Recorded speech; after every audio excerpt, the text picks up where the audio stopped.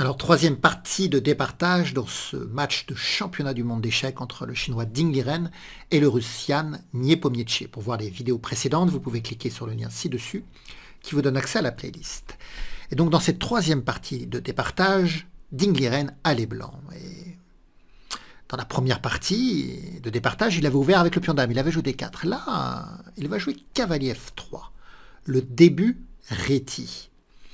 Et cette ouverture avec cavalier F3 est dans le courant de pensée qu'on appelle hypermoderne, qui était un courant de pensée qui visait à ne pas occuper avec les pions les cases du centre, mais plutôt à contrôler ces cases à distance, avec des coups de flanc. Et d'ailleurs, on va s'en apercevoir dans la partie. D'ailleurs, cavalier F3 contrôle les cases centrales D4 et le 5. Nepomniachtchi, lui, il occupe le centre. Il joue D5, il pose une première pierre au centre. G3.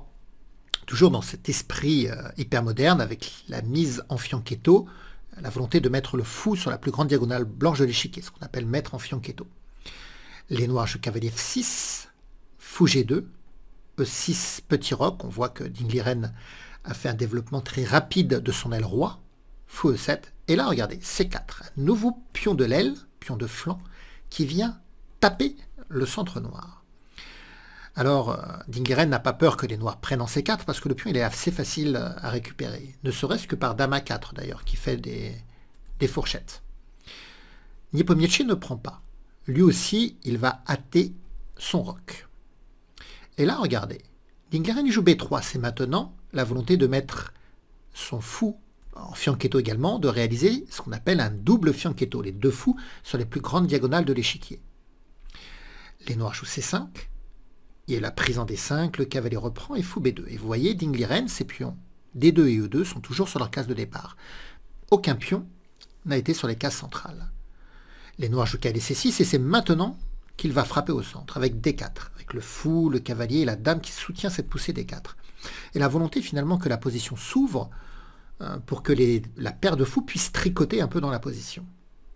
Alors les noirs prennent, cavalier reprend, cavalier prend, dame prend, fou F6. Donc la dame doit reculer en protégeant le fou, elle vient en D2. Et c'est là que Nepomniachtchi va surprendre. Peut-être que les blancs ne s'attendaient qu'à la prise du fou B2, sur quoi la dame pouvait reprendre. Mais regardez le coup de Nepomniachtchi. Il joue cavalier F4.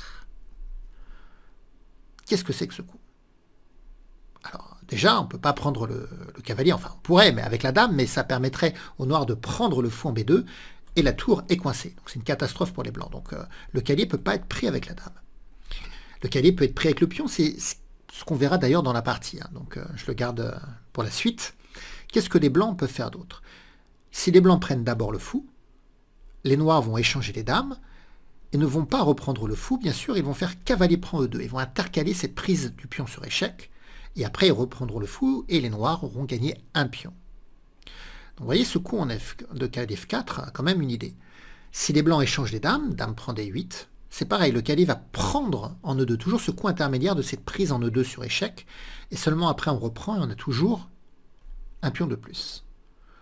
Donc dans la partie, après cavalier F4, Ding Liren, il a pris du pion. Il y a eu dame prend D2, cavalier prend, fou prend B2, tour D1 et fou F6. Et les noirs, par ce coup cavalier F4, ils ont gagné la paire de fous, c'est-à-dire que ce sont les seuls détenteurs des deux fous.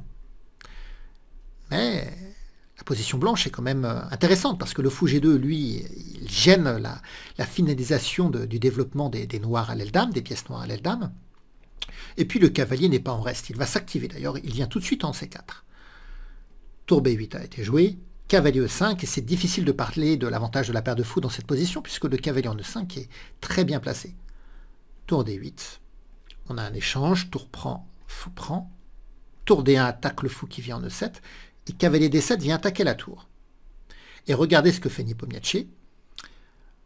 Il va essayer de simplifier la position pour faire nul. Il a les noirs, il subit un peu de pression, il va décider de prendre, tour prend, s'attaque le fou, le pion B7 deux fois, mais il joue roi F8.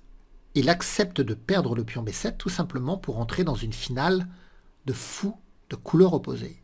Parce que dans les finales de fou de couleur opposée, on peut souvent faire match nul, même avec un pion de moins.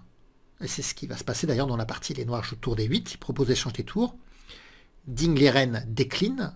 Tour C7, il veut garder les tours pour garder et conserver des chances de gain. Parce que comme je vous l'ai dit, les finales de foot couleur opposée sont très difficiles à gagner. A5, tour C4, fou B4, tour C2. La tour rentre en D2, donc là ça attaque tout sur la deuxième rangée, donc c'est difficile pour les blancs d'éviter l'échange des tours. E3 a été joué, fou B4. Les rois vont maintenant s'activer dans la finale. Il est très courant dans les finales que les rois gonflent la poitrine et viennent se centraliser.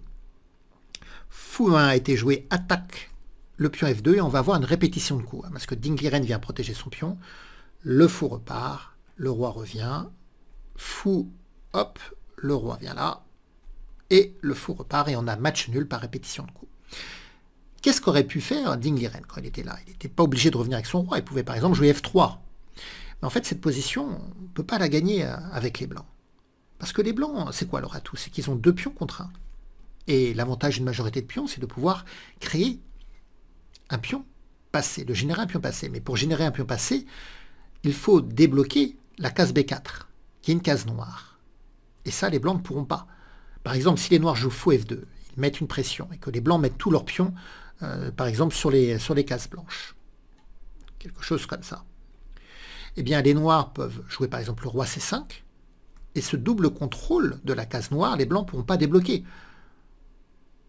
Vous voyez, si les blancs jouent à 3, déjà on pourrait jouer fou E5 pour que le roi blanc n'accède pas à la case C3, mais on peut même jouer fou G3, et quand le roi vient en C3, on lui fait un échec, il doit s'écarter, et jamais les blancs ne pourront jouer B4, parce qu'il y aura un triple contrôle de cette case noire, qui fera que les blancs ne pourront jamais évoluer avec leur majorité de pions, ce qui provoque un match nul.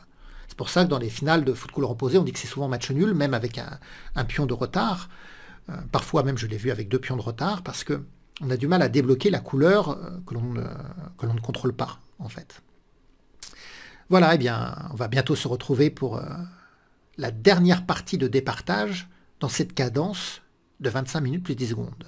Et dans cette dernière partie, s'il y a un des deux joueurs qui gagne, eh bien, il est sacré champion du monde. Et si c'est encore match nul, on va passer à des départages dans des cadences encore plus accélérées. Vous allez voir.